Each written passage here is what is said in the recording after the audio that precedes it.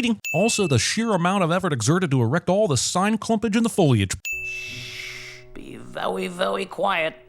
I'm hunting wabbits. Making noise in order to shush yourself. Say your prayers, wabbit. Assuming someone prays. It's wabbit season. Duck season. Wabbit season. Elmer's bloodlust is a thing of legend, but I do wonder why he never tried to capitalize on the highly evolved animals that could speak and perform by starting a circus. Watch Elmer's right arm as the shotgun kicks back as hard as a baby's sneeze. It is no wonder the duck can't be killed. That gun sucks.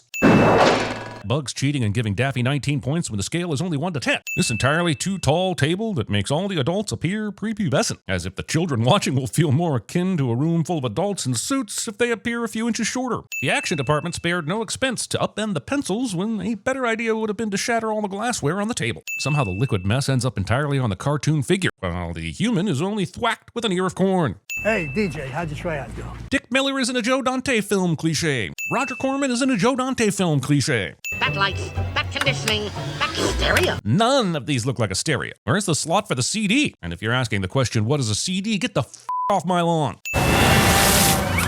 This woman's absolute lack of flight in what should be the hardwired part of our sympathetic system. If Bugs could craft a boat, why couldn't he craft a dome to cover the car and spare them from soaking in Warner water? Your father would be so ashamed of you. For getting fired from his position as a security guard on a movie lot after making one mistake? If that statement is true, then I think that speaks more to a problem with DJ's father than DJ himself. The old guard has to step off of a stool after stripping DJ of his rank. They have an official look you in the eyes while shaming you stool.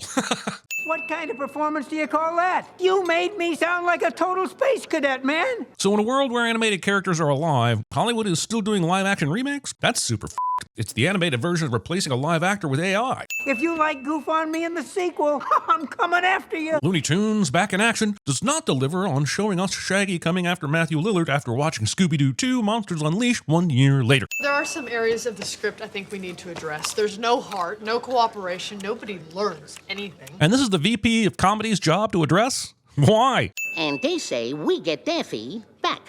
Right, boys? I'm not sure why Bugs couldn't speak up about this in the meeting earlier. You know, when all the decision makers were in one room. Did I just miss the whole part where I invited you in? DJ thinks that ducks fall under the same rules and restrictions as vampires. This publication managed to take a photo of Daffy's havoc earlier, write up an article, create an entire publication, go to print, and deliver the magazines within the span of a couple of hours tops. That may be more unbelievable than talking cartoons. I'll starve. I'll have to eat envelope glue. Pretty sure if you can afford envelopes and or envelope glue, you can afford to buy at least a little food. I've hit rock bottom. I'm hanging out with a security guard who lives with his father. In a f***ing mansion. Apparently DJ has one of those cars with magical windows that go up and down as they please, because he rolled it almost all the way up before exiting the garage, and now it's open again. The 6 full seconds dedicated to the reveal of this car. You're fired. What? But You got rid of our best duck. Has the movie actually forgotten that Daffy gave the ultimatum, The brothers Warner must choose. and the two brothers made the decision to fire Daffy? Whichever one's not the duck. You don't have an office. Not anymore. All she did was walk Daffy out of the building and reinforce their decision to pick Bugs over Daffy. But sure, movie, blame the woman and overlook the... $950 million. She has made your company. You a stuntman, please. I am. Did you see those mummy movies?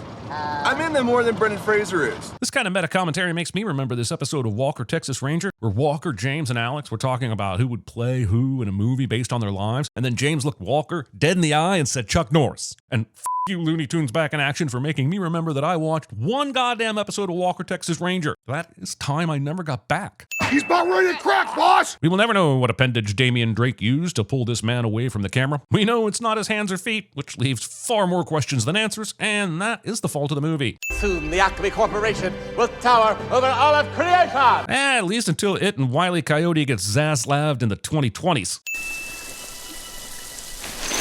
So Bugs can make his surrounding area black and white? What are the goddamn rules in this movie? Because if there's one thing a kid wants to see in a kid's movie, it's a reenactment of a scene from an old horror movie they absolutely have never watched. Great job connecting with your audience, psychos. Las Vegas, Jeeves. In a car where the wheel is on the right? Are you f***ing crazy?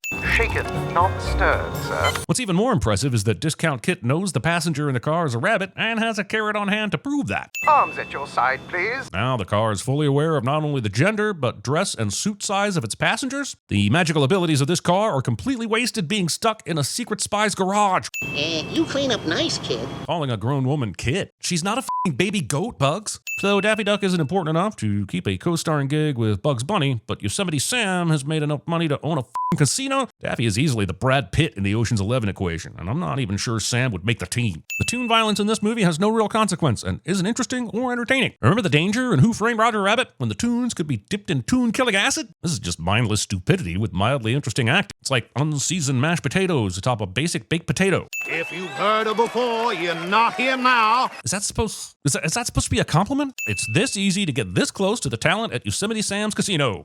Dusty, can I talk to you? DJ thinks now is a better time to get Dusty to talk to him, and DJ is a f***ing idiot. I don't understand why he's the protagonist of this movie. Pretty sure Link from Encino Man was smarter than DJ. I mean, I'm pretty sure Stoney from Encino Man was even smarter than DJ. And as a reminder, here's Stoney. Link and I are cruising the mountain, bro, and we figure we's a little juice. Also, this is the lowest rent Vegas show I've ever seen, and I once saw a ventriloquist/magician that for half of his show promoted his own house cleaning service. How many galoshes died to make that little number? Being this glib about the mass murder of galoshes. This is not a king-size diamond.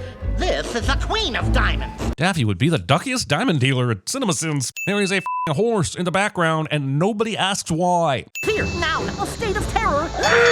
But why is Daffy afraid of anything? First 30 minutes of this movie have made it very clear that Daffy is indestructible. At the most, getting shot with a cannon would be a nuisance. So annoyed I could understand, but afraid? Having the ability to stop yourself mid-flight and using said ability to come back and be a perv for 2 seconds instead of just, stopping mid-flight and landing safely. Don't lose that card, it's important. You might think that the already experienced Dusty joins DJ in search of the diamond, but you'd be wrong. Why did she change into super spy gear and potentially blow her cover if she didn't intend to join him? We will never know because the movie deletes her existence after this scene. DJ didn't want Daffy to come with him to Vegas and even tried to throw him out of the car several times. But now DJ is rescuing Daffy and bringing him along with him because movie. Back here, you card-carrying coyote! That's card-carrying coyoteist. That's not boxing. Right is here. Got Mike Tyson jokes, y'all. For the kids. This movie understands how automobiles work almost as much as it understands physics. I love this rug. Forgetting that shoes have walked on that rugged nose. Shoes that carry a countless amount of disgusting things so numerous the sin counter couldn't contain it. But it will try. It's a modified Chevrolet with a big 24 on the side. Oh, look, it's that guy with the fast car. We totally know why he's getting a cameo, and it's so cool, right? Sorry, I don't follow soccer.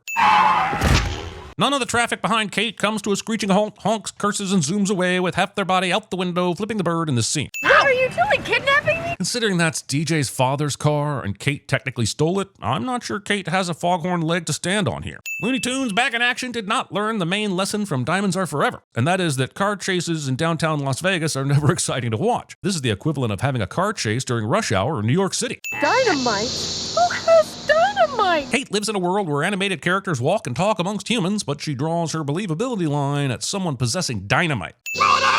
But innocent people could be hurt. What exactly did he think the consequences were when he was about to throw it out toward Kate and DJ? We're having duck tonight, boys. Choosing to only eat the duck and throwing out the perfectly pleasant 2 humans and 1 rabbit. So the dynamite won't blow out the window, but the force of Yosemite Sam's body will? Physics! Quick, everybody make a wish. I wish I could travel back in time and visit all the decision makers at Warner Brothers and beg them to reconsider. No, that's dumb. I wish for a pony. I'm not saying that a leaf blower to the face effect would help this scene be more realistic, but I think maybe it would help this not be so boring. Why anyone would touch anything inside this surprise cockpit is beyond me. I'm honestly okay if everyone dies. Sell all my Warner Brothers stock. I got an inside tip that Bugs Bunny's about to die. Insider trading.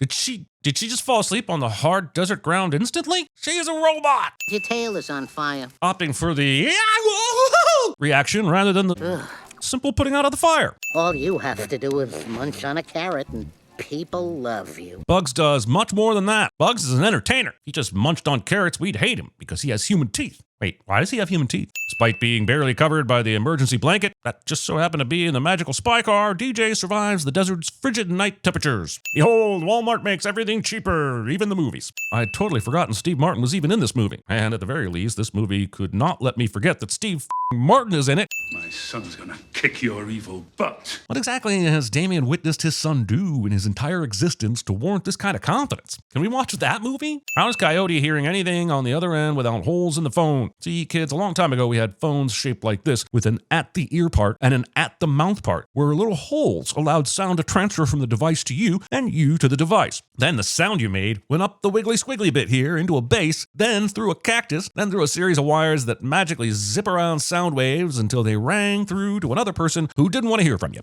In a movie with indestructible animated characters, Wile E. Coyote getting internet in the middle of the desert is still the most unbelievable thing to happen in this movie. And yes, I'm aware I've now claimed that several different events are the most unbelievable thing on screen. But if the movie can craft its own reality, so can I. They went into Walmart and came back out with a single bottle filled with water, and I'm not even sure it has water in it. They may have opted for Mountain Dew or some shit. Attaboy, trust your instinct. Oh, yeah. Except for the water tower, the Batmobile, the rubble known as Las Vegas. I realize nothing anyone says in this movie matters at all, but I'm still surprised that DJ doesn't even attempt to defend himself by pointing out Daffy's dominant role in every disaster so far. I am monitored to respond to the name Rob. Movie thinks the audience wants to see references to other movies, rather than developing their own story to be, funny. Yes.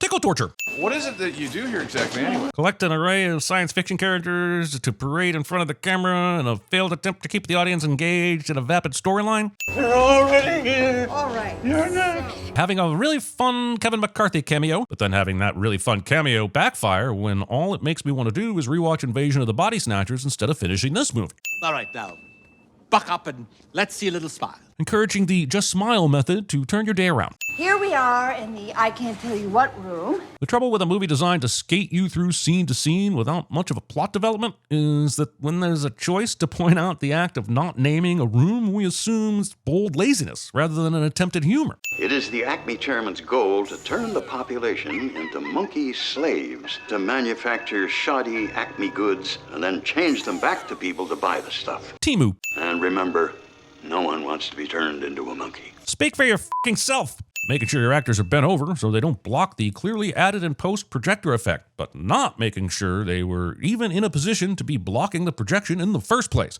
Listen, if you're gonna be a spy, you'll need spy stuff. And that's all the training DJ will apparently need. I guess in a world where animated characters can change the law of physics, actual humans can do anything they want as well if they just believe they can. That's cool. So I gotta use all this stuff? No. Your stuff is over here. Then why show DJ this stuff? Mother is the mother of all spy gadget teasers. And a dick. I realize violence is part of the Looney Tunes brand, but goddamn, I can only imagine the amount of unresolved trauma given to the kids of 2003 that witnessed Daffy Duck get decapitated by a f***ing laser. Isn't it about time to enjoy a Frosty Cold soda at the concession stand? Yes, kids, please exit the room while a trusted cartoon drowns an enemy in buttery popped corn. No witnesses, folks. Also, the music is really not the right vibe for the seriousness of what's happening here. Let me fix it. You're welcome. So just how are we supposed to get to Paris? Like this? Neat trick skipping over the how and getting straight to the next when. Are we supposed to ignore the burning questions, though? These appear to be images of Paris in the past, so are we time traveling? Why didn't they use this handy teleportation plot device when they were stuck in the desert only moments ago? Does everyone have to be thinking of the same location? Or is the screen peeler the place chooser? Can we peel to the end and be done? Maybe the diamond is in the painting. Huh? Now all we have to do is steal the Mona Lisa. Scene does not contain one Nicholas Kim Coppola Cage. Ah yes, the secret painting beneath Mona Lisa's portrait contained a modern bra, because Da Vinci really was a prophet-level artist. The great thing about movies, you always know it's going to happen. That is not the great thing about movies. In fact, that might be the worst thing about movies. Well, that and the studio's refusal to stop f***ing around with established IP until they've run it dry and made all the previous incarnations that everyone once thought was great worse in comparison. And Minions. If you don't let go of me, I am going to scream. See, the thing to do when being dragged away by a stranger is to start by screaming. No need to threaten an attacker with the very thing that would save you. Just do the thing that would save you. No one sees this man carrying a woman-shaped sack, making human-like cries out of the building down the stairs. And if they do, they don't say anything. And if they're all extras to a secret movie, they're doing a terrible job. I think when you go to the movies, you should learn something. Yes, but nothing in this movie is helpful, children. Let me give you some actual advice to take with you to the movies. Sit near the door so you can leave movies like this. Bring noise-canceling headphones and blackout eye masks so that you can block out movies like this. Follow me for more helpful tips on when to skip She films. This is exactly why everyone should take a self-defense class. She's doing more damage to her cervical spine with these neck convulsions than she is to her abductor. It's like she knows there's no real danger or something. DJ reaches out as if he honestly thinks he has a chance to grab them. Get the girl back! Yeah, the girl! She had a name a while back, but who cares about that now?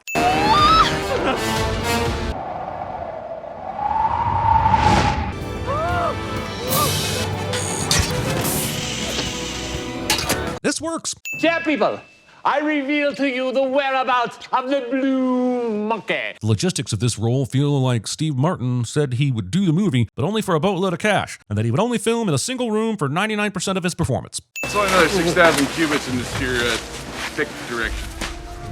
I remember when this movie was about Kate convincing Daffy Duck to return to Hollywood and make movies again? The movie doesn't. Giddy up, Dumbo. Disney. Freedom. You know, because they're in Africa, we should do something that says we care about things happening in Africa. Should we introduce a well-thought-out character that can bring heart and purpose into that mission? No, just put Tweety in some African-looking garb and have him say something popular that most people would get. But Cry Freedom is more a representation of anti-apartheid. Just have him say it when the other birds show up, even though that isn't remotely symbolic. Stop with the big words and put Tweety in the fucking outfit and have him say the thing. Come on, Daffy. Change him back. Daffy will know exactly how to operate the diamond to change DJ back. Can't be true. You're right, it isn't. Making us all relive the atrocity that is Space Jam in our heads. What the f is the nonsense that is this movie? And why did no one tell me it would be 1,000% better after removing my frontal lobe? The absolute uselessness of a horn in space. A Martian, who is presumably in space a lot, falls for the rolling down the window in space trick. Did you order satellite? I don't even have cable. Not realizing in 20 years there would be kids watching this movie asking their parents what the f cable is. DJ just said, You go that way. I'm gonna go this way. And then Kate simply steps to the side and watches him get chowed on by a mechanical Acme dog. Why is Kate? This scene starts off with Kate on the dangly TNT stuff, and we're not sure what led to that in the first place, because this movie likes to transition from scene to scene all willy-nilly cuckoo. And you might think the DJ is going to do something to save her, but really he attaches this hook thing so the dog can't get him as he saves his dad, successfully using Kate as a distraction for the dog. And no one thinks he's the bad guy. DJ will now defy gravity and swing horizontally from the rope, clearly not hanging from it like a normal human being. Checkmate, Mr. Chairman. You're going down. And I just happen to have monkey-sized handcuffs on me because, well, I'd rather not say, but I promise you it's not because I have kinky sex with monkeys. Seems weird I had to make sure to specify that. Yep, but you didn't achieve your goal of getting me back in your stupid movie.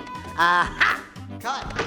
That's a wrap. And so we learn basically nothing about the point of this movie. Do we know when the movie became a movie within a movie? No. Do we learn about Daffy taking a cue from the Daleks and suing Warner Brothers for using all their images without consent? No. Why is the real Brendan Fraser on the set of the movie? I know it's for the laugh of seeing DJ get to punch himself, but why is Brendan Fraser? DJ is not immediately sued for assault in any of the following scenes. Go home, folks. This is the best part of the movie. Not even the secret end credit scene was worth waiting around for. It's like having overcooked pie and dry turkey with judgy family members who still smoke cigarettes indoors after a 12-hour car ride before fully healing from hemorrhoid surgery without the butt donut.